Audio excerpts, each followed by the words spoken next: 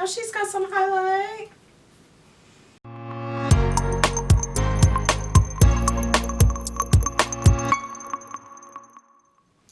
Hi guys, welcome to the Spoonie channel where we are unfiltered, unafraid, and pain recognizes pain.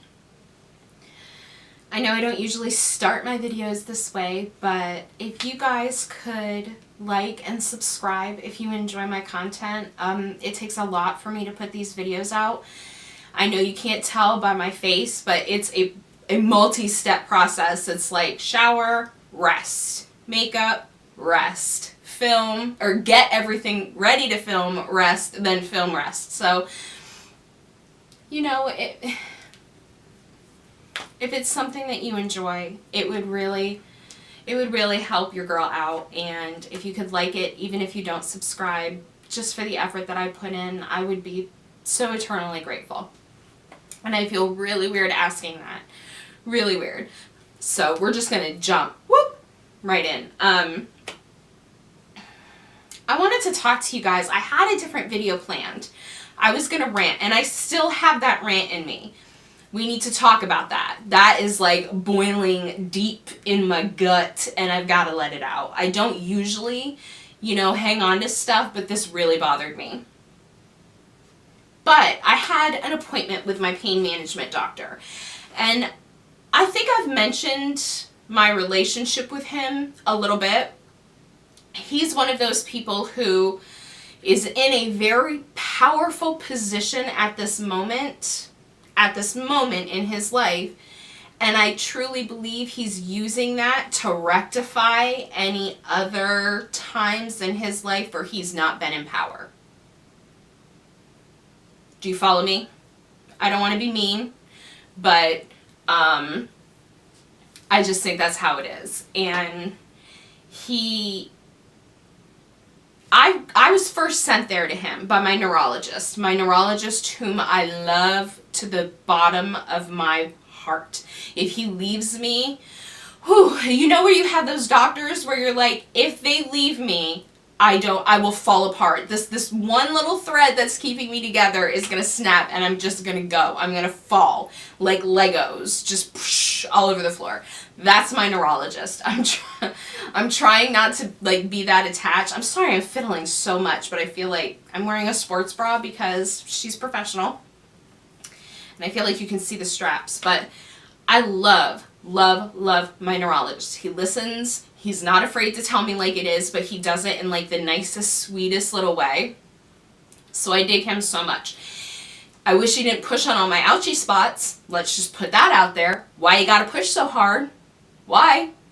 But I love him. He sent me over to the pain management doctor because he wanted me to start getting, he had done the limit of the injections that he could do beyond nerves and, my neurological issues. So I went to my pain management doctor, and what he said to me was, I'm going to put in my notes, and I really want you to talk to the pain management doctor about a pain pump.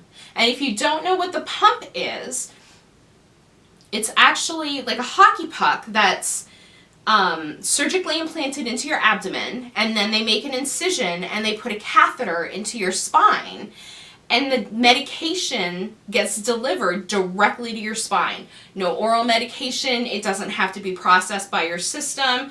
So I've been on, and look, it's just you and me. We're just having a talk. Spoonie to Spoonie here.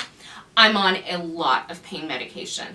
A lot. And I've been on that amount of pain medication for about, I think I've mentioned 5 or 6 years now. It's a lot of pain medication with a little bit of benefit right now. The benefit that I'm getting for taking all this pain medication that has to be metabolized by my liver and go through my body is just crazy. So I was really excited by this, and I went and I saw the pain management doctor, and understandably I get it, they're wary. But there's a fly in here and it's going to make me crazy, but we're going to focus. I can't focus because I totally lost my train of thought. Fly. So, understandably, he's going to want to look at your files. He's going to want to try his own things.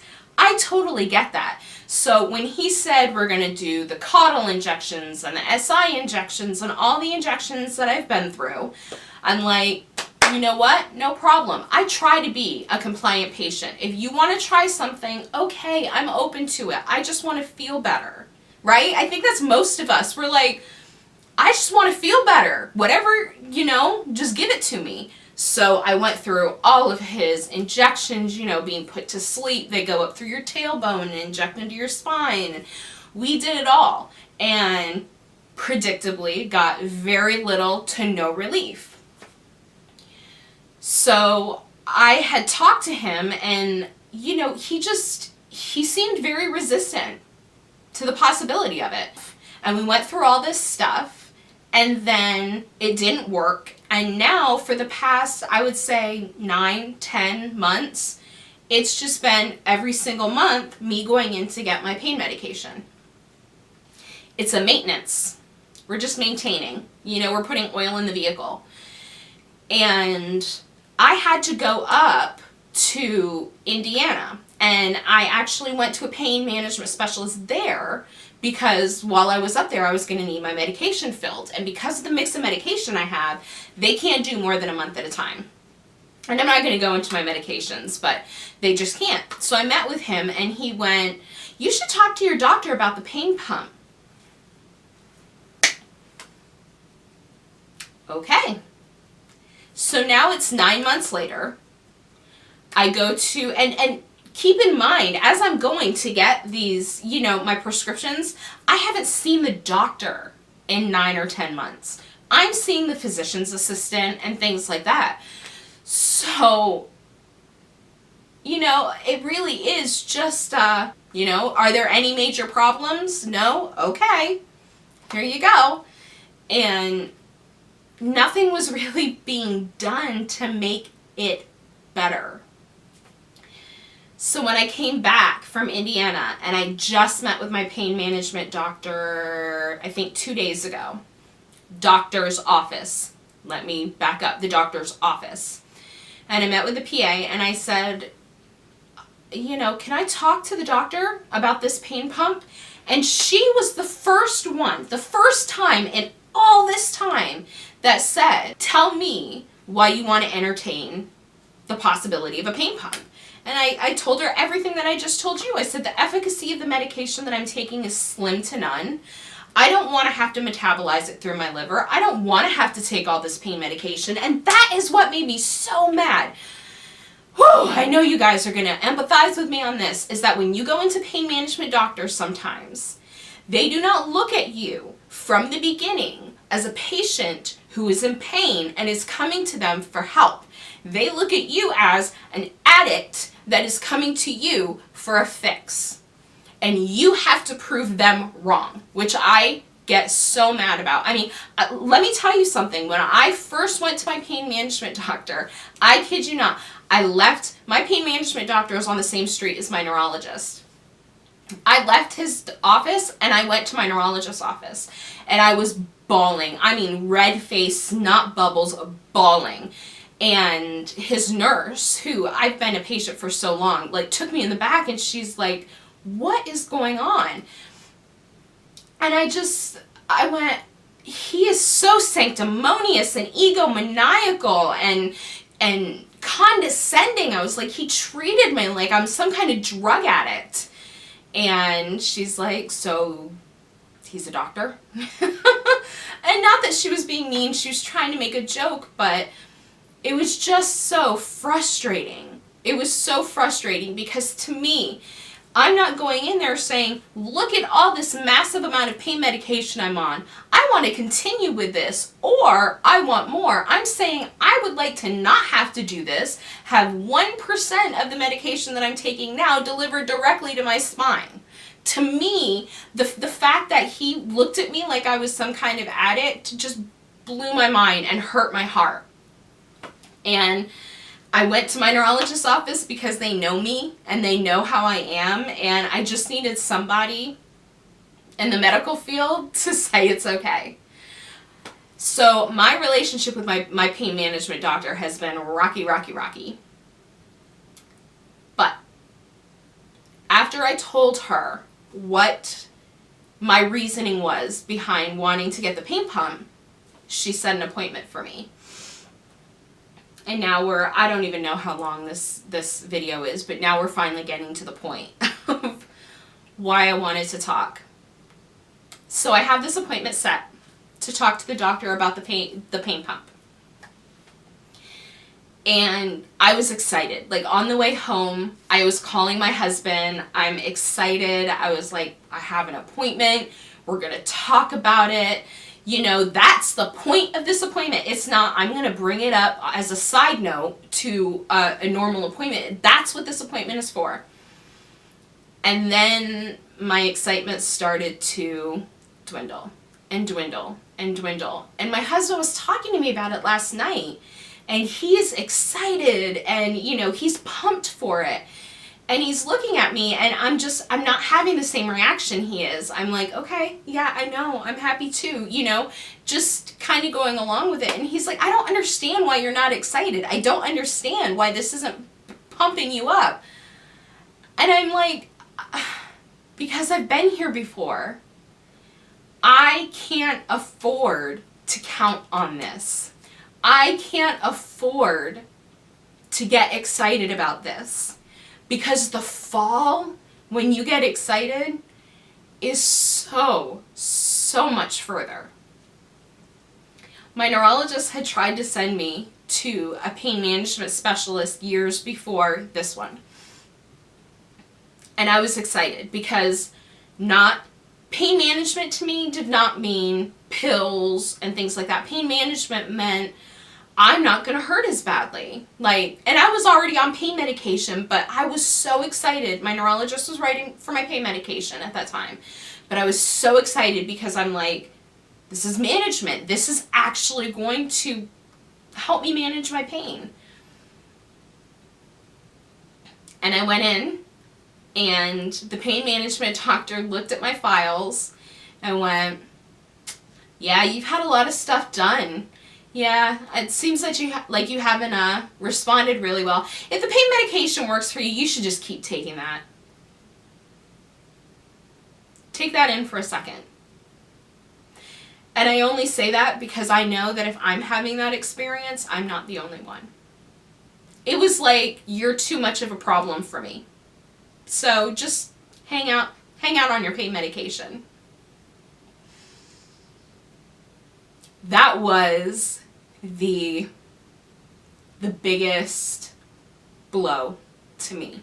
That was the first time that I had been sent to somebody and I had built up my excitement and built up my expectations that I was going to get some help. That these are doctors that have gone into a field of people who have horrific pain, and they have chosen to help those people. And I thought, they're going to help me. And then I was just, the fall was brutal. It was brutal. I was crushed for days. Just absolutely crushed. And I learned that I can't build myself up for this stuff. I can't. Even when it's happening, I can't build myself up for it. I'm sorry, it's thundering, so if you hear that. Even if it's happening, I can't build myself up for it. Because then, if it's not as effective as it's supposed to be, or if it doesn't work, you're not back at square one. And I think that's what people don't understand is, you've brought yourself to a certain place where you've resigned yourself to your illness, right? And the life that you're going to have and how things are going to be moving forward. And then when this little glimmer of hope is flashing over here and you're looking at it, if you continue to look at it and you continue to build that flicker, if you continue to let that light grow, and then it doesn't happen, or it doesn't work, you don't go back to your original spot. You don't go back to square one. You go way back. Because then mentally you're not in a good spot anymore. Physically, it takes a toll on you.